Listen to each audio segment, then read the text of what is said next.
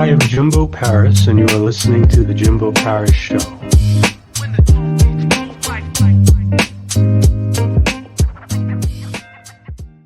Hello, everyone. I am Jimbo Paris. Welcome again to The Jimbo Paris Show.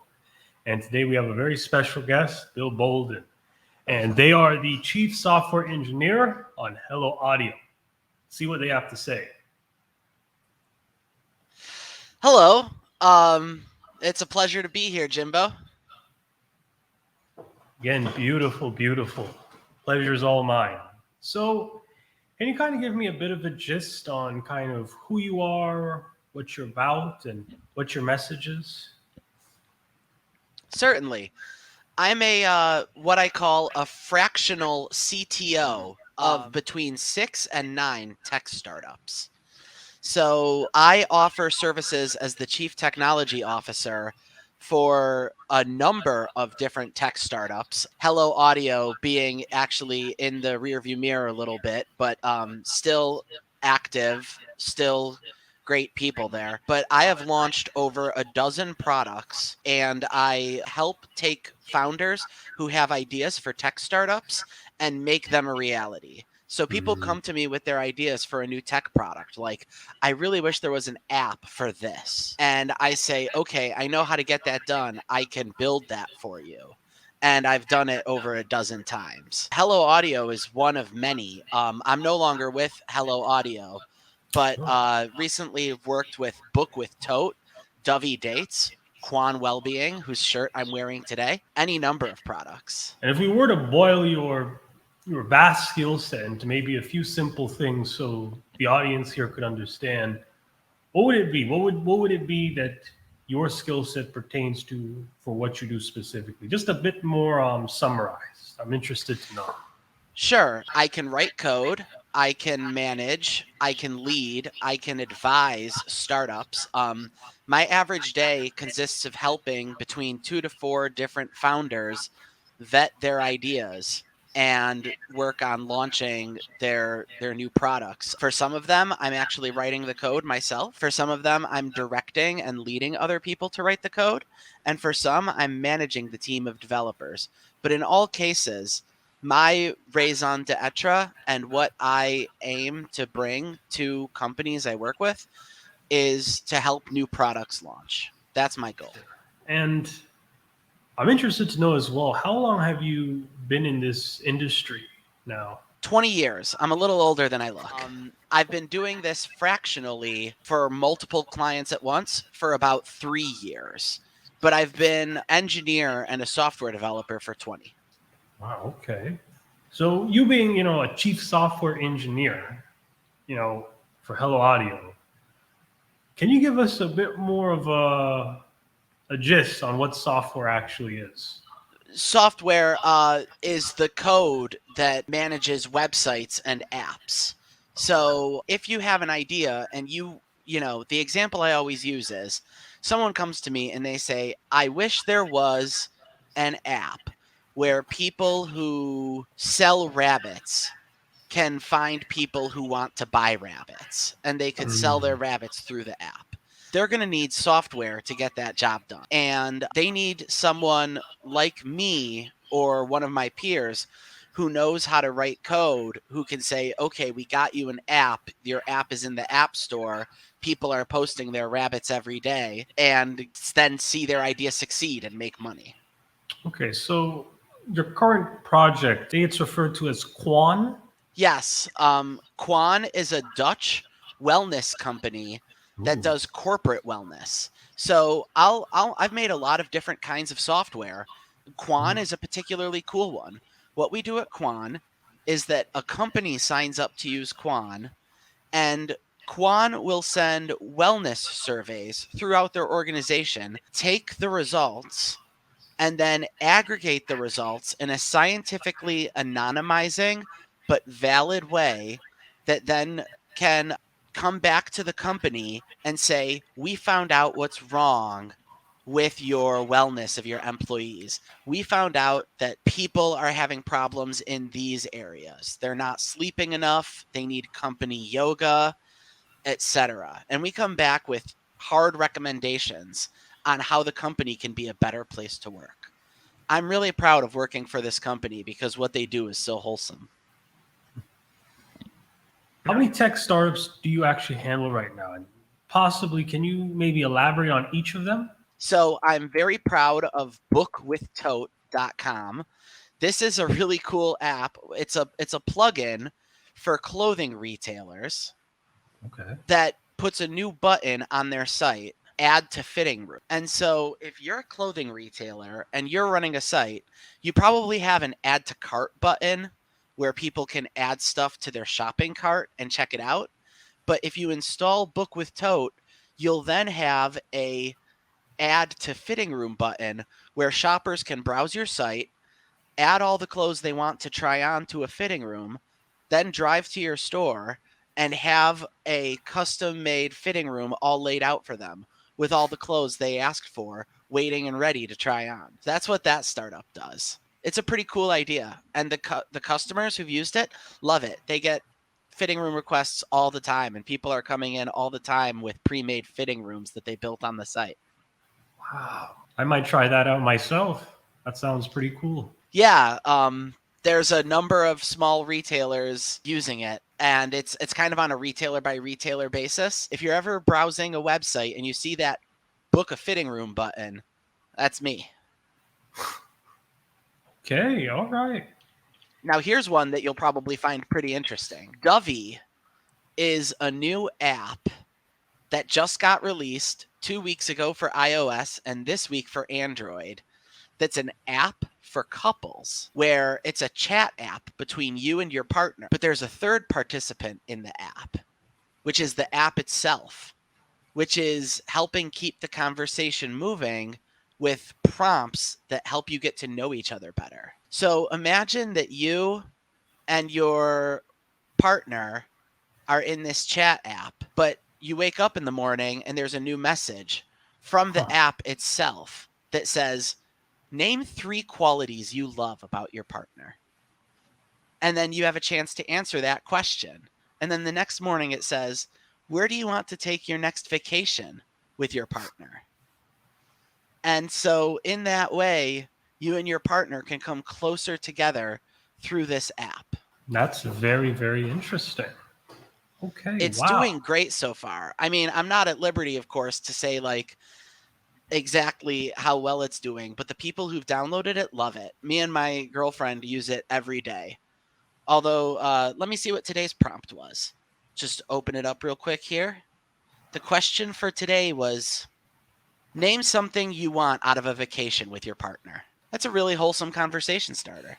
Actually, that's a very valid point, because I think that's the biggest problem with a lot of these types of sites. It's very hard to build that initial connection, but it seems that this website that you have worked on building, it can solve that issue. Yes, one of the things that the research shows is that people want to really ask get to know you questions when they're first starting to date somebody. It can feel so fake to have just met someone through a dating app and be like, so what are your 3 favorite movies? But if you're part of a conversation that's prompting you, hey guys, both of you name your 3 favorite movies. Now it's actually kind of fun. Now it's like an activity. It's like an online wingman. Yeah, it really is. So Dovey's pretty cool. And we just wrapped that project up the other week. Excellent, excellent. Since you've made so many startups, I think the best question to ask now is sort of, how are startups launched? And you seem a bit like, this magician in a way, because you could make nothing into something. That's the most fun part of it, is creating something where there was nothing before. So there's a wrong way and a right way to launch a startup. I mean, a tech startup. And I would love to help teach your listeners on this show what the difference is. The wrong way is to assume that if you build it, people will come. I've made this mistake early in my career a number of times, where people go ahead and they make that Rabbit app, and then they discover that no one is using, but they're out $100,000 that they had to pay coders and engineers to make the app. So the proper way to do a startup is to pilot the idea first by proving you can build the thing before you build it. First, you make a website for it. Then you start collecting signups. Then you evaluate if what you're doing is resonating with people or not. Then you decide to go find someone like me to build it for you. That's very fascinating because most people, I think, would get the idea that you need the website first, but there's a whole other story involved too. And I think that's so true because I think I made that mistake as well too. Yeah, I know that I have worked on apps, so I won't say which one because it's a shame that it didn't work out. But I worked on an app where I built a glorious marketplace, one of these rabbit type sites, but not for rabbits. It was for something else, where people who wanted to sell a certain thing could meet people who wanted to buy that thing. Hmm. And then no one signed up. And I was like, what happened to the thousands of people you said you had on the wait list? And it was like, oh, they must not have liked it. And that's just heartbreaking because that's money you're never getting back. So I always say find a way to pilot the idea first and then come talk to me, which actually is sort of a problem for me business wise because founders come to me to build their app and I explain to them they don't need an app yet, that it's premature. So I talk myself out of business, but that's okay. The point is I'm helping. So, speaking of mistakes as a whole, what do you think are kind of the biggest mistakes you see a lot of these startup founders making? Okay, so one mistake is to accept favors they shouldn't accept. I believe there are two different kinds of favors. One is a favor with a defined start and end date. That's okay to accept. Two is a perpetual favor. You should never accept that kind of favor, even if somebody offers.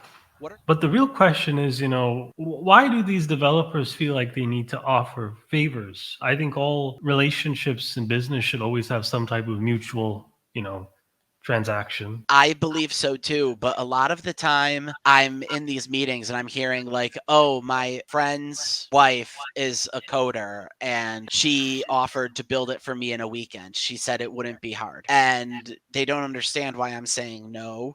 You need to find someone you can pay to do this. And it's really hard for them to turn down free. But one thing about developers is we love to build. It's who we are. And so a lot of times people say, yeah, I can make that for you because it's a challenge or it's fun. But it doesn't stay fun. It's not fun in 6 months when you're being asked to change the font size on a text box for the 10th time. That's where money does need to enter the picture. So you agree with me then that these should probably never have been favors in the first place. Of course, completely. Now, I think the next question is kind of buying technology versus kind of building technology. What is kind of the specific difference that you sort of have in mind for that? So a good example is when you are building out your new app, there are going to be certain things it has to do. And you can buy a piece of software that does that thing, or you can build it yourself. And I think that when you're trying to get a new piece of software off the ground, you've got to be focusing on your app, which is your secret sauce. So you've got your hands full with enough to build this rabbit trading app. You don't need to do something like develop software that sends text messages. So when it comes to sending text messages, there is a service called Twilio that is the best service there is for sending text messages. They offer an API that your code can call their code, and it results in a text message being sent. And so when I'm making the rabbit app and it's time to text somebody, oh, we found your rabbit, then I'm going to sign up for Twilio and incorporate Twilio's API into my software rather than build out my own text message sending software. The same thing goes for sending emails. The same thing goes for doing code reviews.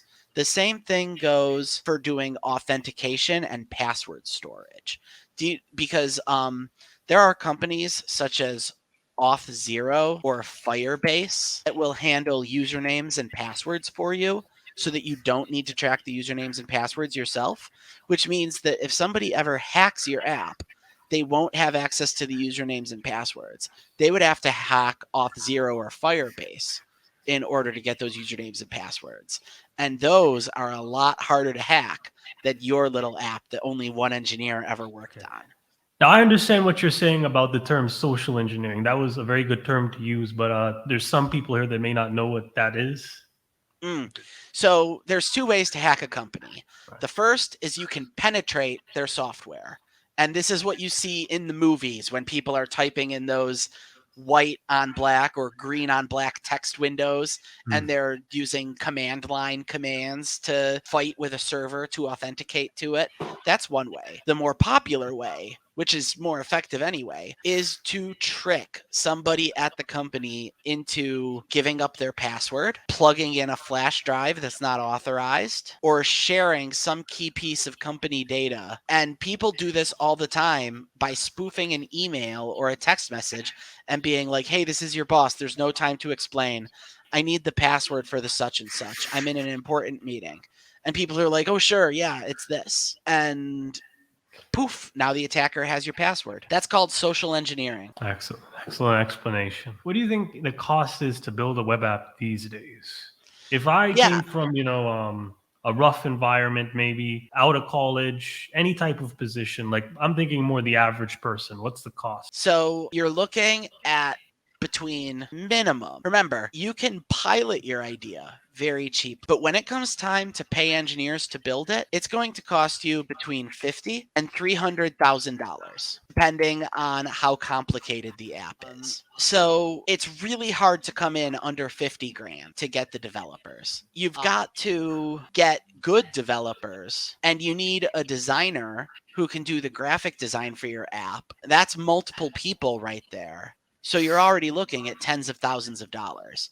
But if you're getting quotes for over $300,000, then your software is too complicated and you need to scale it back, because you should never pay $1 million before you have something ready for launch. You should pay $50, $100, $150,000. Then you should launch it and begin receiving feedback. And then eventually, over time, it comes to cost $1 million. But it'll never cost $1 million out of the gates. So there are ways to help with this. You don't need to have personal savings. And this is my message for the aspiring founders out. Look up pitch competitions in your area.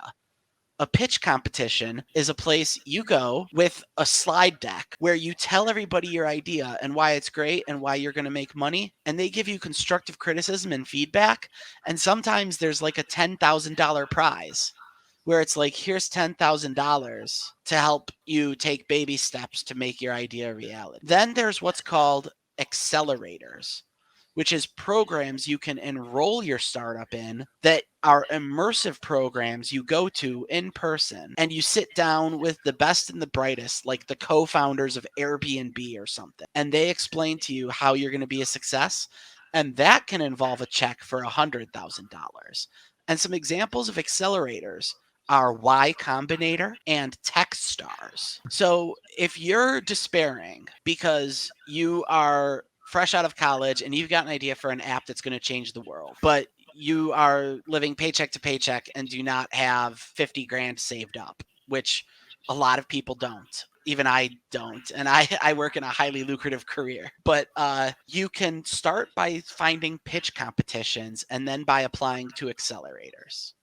That's the path to money. So for these pitch competitions, what do you think is the ideal strategy in order to kind of draw people in? Well, you're going to want to have a really solid pitch deck. In general, you're going to want just between 12 to 15 slides, and you're going to want to cover the following topics: your TAM, which is your total addressable market, your revenue strategy, like why it's going to make money, the problem you're solving, your ideal customer profile, which is the kind of person who will buy your product, a quick overview of what the product is, although really you only need a slide or two on that. You don't need to go too deep. A description of where the invested money is going to be spent. Like, for instance, I will be spending 30% of the money you give me on marketing and 70% on building it. And then a slide saying who your board is, like the advisors you've taken on.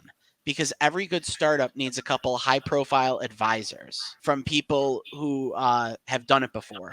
And advisors typically don't need to be paid. They typically get between a quarter of a point to a point of equity in the startup in exchange for giving their advice on what you should do next. So you knock all that out in about 15 slides. You practice until you're hoarse and you can't talk anymore. And then you get up there on stage and you wow those judges and hopefully take home the prize from the pitch competition. Do you personally know any success stories? I have had 2 of my startups exit. So when you live in startup land, the thing you're always waiting for is what's called an exit. An exit is some kind of event, a merger, an acquisition, a buyout, or an IPO that causes everyone's stock to become worth money. All the stock is worth nothing for the longest time because the company isn't publicly traded. So I have 10% of this company's stock, but I can't do anything with it. Nobody wants 10% of that company's stock. But when there's a buyout, or a larger company acquires you, then all of a sudden the company's like, all right, we're buying your company for $100 million. Now having 10% of that company means you get $10 million. That's the big dream day. And I've had that happen at 2 of my companies, both success stories. I'm at liberty to talk about one. There was a platform called Clearview Social, which I helped run for 4 years, which was a startup that helps manage your LinkedIn profiles. And that company exited. It was acquired by another company. And I'm very proud of that. So that's what a startup success story looks like. Sounds good. Sounds good. What was the term you used again for the different pieces of software getting blended together? No code. No No code. code. They call that doing things the no code way. You think this is the future now? No code? Yes. I think that more and more of my startups, when founders come to me and say, build me this app, I say, you don't need that. I'm going to make you a Webflow, staple a type form to the Webflow. The results from the type form will go into a Google Sheet, and you're going to manually review that Google Sheet every day and invoice people through Stripe. Stripe being a company that processes credit cards. Another great piece of no-code software. And you staple those things together, and you don't wind up having to develop an app at all. What situations do you think no code may not be ideal? Well, at the end of the day, if you do want an app in the App Store and you want something people can install on their phones, you're going to have to write some code. There's no 2 ways about it. Or if you want there to be a website, if you're building SoundCloud, you're going to need the code that runs SoundCloud. So it all depends on what your business model is. But there's always a cheaper way first, and then the more official way later.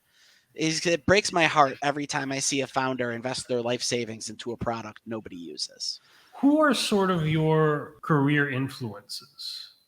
Probably 2. I love very much my dad, who is also an entrepreneur. He left corporate in 1993 to start a consulting firm that helps companies manage their CRM databases, customer relationship management databases. And so he's basically a tech entrepreneur himself. And I always felt like at the end of the day, I was going to be a tech entrepreneur too, because I wanted to be like him.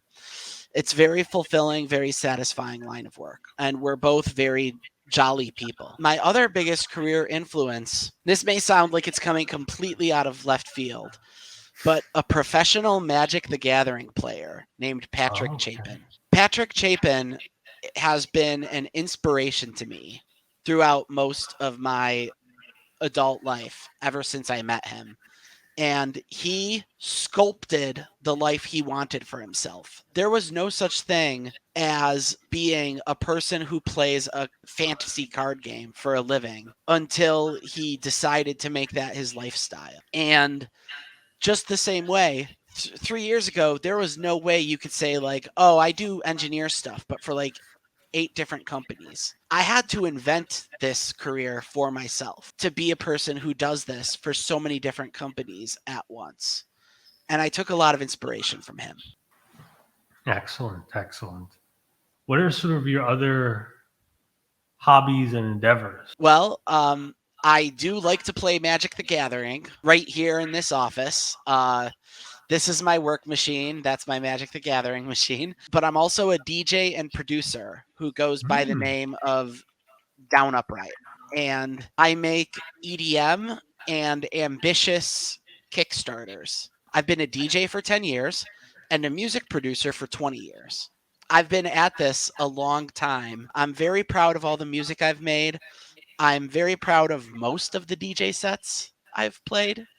Most. I was a DJ like out at clubs and stuff, so I have some horror stories. Kind of horror stories. There's always the times where, you just play to an empty house. Sometimes you get booked at a bar that doesn't have a fan base and there's nobody there. You still got to play so you can get paid. That happens. The reason I'm interested in the DJ part because my experience is a bit different, but I used to be a radio DJ and that's a bit different. But your experience seems challenging in another way because with me, the challenge was more so about getting the encoders right and making sure the audio was coming out. But with you, you're dealing with people face to face and people want what they want.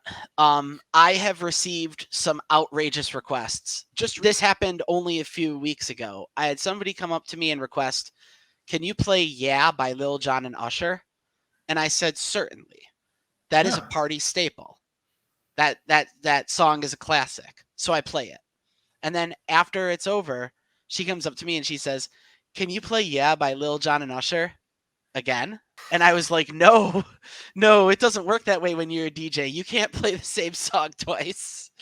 And she was like, "But it's so good. I just want to hear it again." And I'm like, it's fine. I have a good laugh about it all. It's a wonderful career.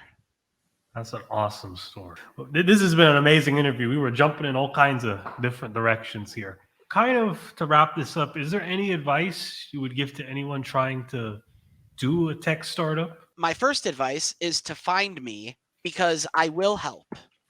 You don't have to pay me 50 grand. You can find me at billboulden.com or on LinkedIn as Bill Boulden. I love to help, and I love to help aspiring founders. I will meet with you and help validate your idea.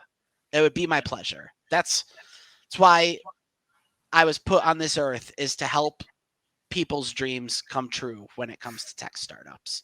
That's what I believe. And that would be my first piece of advice. My second piece of advice would be to start with pitch competitions. Nail your ideas down into 15 slides. Take your big, heady, ambitious goal that only you can see all the parts of and get it into words, into slides, and look up pitch competitions near you and start getting constructive criticism and feedback and take it.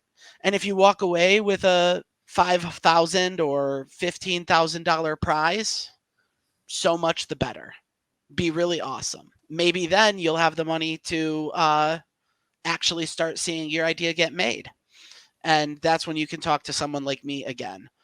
I would say do not just find somebody to make your app for you. You'll wish you had that money back. Find a way to test that people want your idea before you sink the money in. That is my number one piece of advice. Okay, great. This has been an excellent interview. Are there any other, final words, suggestions you'd like to give to the audience here? Oh, yes, there's one. This is what I always close with. Don't be worried of people stealing your idea, because ideas are cheap and execution is hard. Because someone will steal your idea. If your idea is good, someone is going to launch a competitor. And guess what? That competitor might be better capitalized than you. And so you're going to have this heart-sinking moment where you're like, "Oh no, my business is over. Someone else is doing the same thing and they fundraised for $2 million, whereas I only have 50,000. Don't worry about it. What they can't take is your execution, the special sauce that makes you you, your plan for how you're going to get your first 100 users, your long nights and weekends burning the midnight oil. Execution is everything. People who want to tell me their idea come to me and they want me to sign an NDA, a non-disclosure agreement. And I usually refuse because I just tell them, look, I don't need a 10th startup. I'm not going to take your idea. But if your idea is so fragile that just someone else having it takes the whole thing away, then it wasn't a very good idea. I want your execution to be the part no one can take away. Excellent words. All right. Thanks again, Bill. Thank you so much. It's been a pleasure being here today, Jimbo. Pleasure's all mine. All right. So just to end this off quickly, Let's just give a few shout outs here. Our first shout out is going to be to LifeWork Systems. This is our affiliate and collaborative partner. Basically, she's an HR superstar looking to go inside of big businesses, improve the infrastructure, and create a better collegial environment. Next thing we'd like to say is we also have a YouTube channel. Subscribe to us now, and you can get exclusive updates on every show, every episode coming out. Final thing, we have a Roku TV channel. Jimbo Paris Show is on Roku, so get a Roku box. Check us out there. This episode will be on there, as well as all of our other episodes as well. All right. And actually, we're going to do one last shout out here. We also have a new business out now called Jimbo Paris Services. And Jimbo Paris Services is essentially a consulting business. We've already started working with big corporate businesses like General Electric, and we are building certain systems. So right now I am bringing on experts from their business. I'm interviewing them, and I'm building all kinds of engaging content that they could use to draw on a specific audience. So if you have a business out there, you don't have a spokesperson, you need a guy like me who can create those ideas and market for you and build that content, check me out. Thanks again, Bill. Thanks for having me, Jimbo. I'm Jimbo Paris. This is the Jimbo Paris Show.